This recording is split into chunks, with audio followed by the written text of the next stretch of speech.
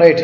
5/12/2024 రోజు బిచ్చు సతీష్ అని ఆయన మిడ్ నైట్ 12:15కి ఎక్కడ ఆయన ఎల్ఐసి ఆఫీసు పంజాగుట్టలో పనిచేస్తారు. ఆయన పని అంతా ముగించుకొని పంజాగుట్ట మీద నుంచి పంజాగుట్ట మనకి ఇటు ఫతేనగర్ మీదుగా ఆయన ఐడిపిఎల్ ఉంటాడు. ఐడిపిఎల్ వెళ్తుంటే మనకి ఉషా ఫ్యాన్ కంపెనీ దగ్గరకు వచ్చిన తర్వాత ఇద్దరు అన్నోన్ పర్సన్స్ ముందు ఒక వెహికల్ ఉంది, పోయే వెహికల్ వెనక వెహికల్ కావాలని టచ్ చేసి ఆయన పడేడు చేశారు. అక్కడ పడిన తర్వాత అక్కడ లోపలికి తీసుకెళ్లారు.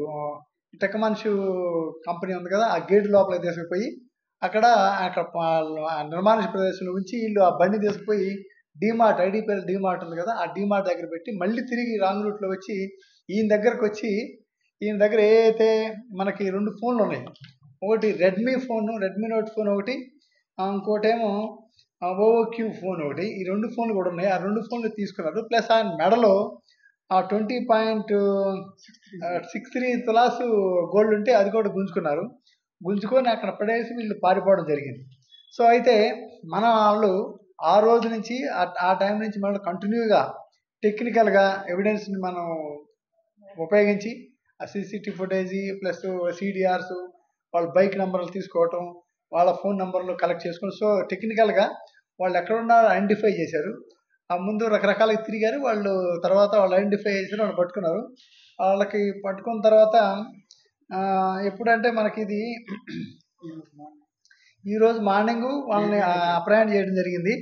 అప్రయాణం చేసి వాళ్ళు ఇంట్రాగేషన్ చేస్తే వాళ్ళు ఒప్పుకున్నారు, మేము ఫలానా చోట ఎట్లాగూ ఫలానా వ్యక్తి దగ్గర అటకాయించి ఆయన దగ్గర 2 ఫోన్లు, బంగారు చైన్ కూడా గుంజుకున్నాను వాళ్ళు అడ్మిట్ చేయడం జరిగింది. నేరాన్ని ఒప్పుకున్నారు అప్రయాణం చేసిన తర్వాత. సో వాళ్ళిద్దరు కూడా ఒకరు ఎవరంటే షేక్ సమీరు అలియాస్ హైదర్, ఇతను జీడిమెట్లో ఉంటాడు, నేటివ్ ఆఫ్ సేలం కర్ణాటక స్టేటు. ఇంకొక అతను మహమ్మద్ హుస్సేన్, ఇతను మనకి గోల్కొండలో ఉంటాడు. వీళ్ళిద్దరు కూడా ఫ్రెండ్స్.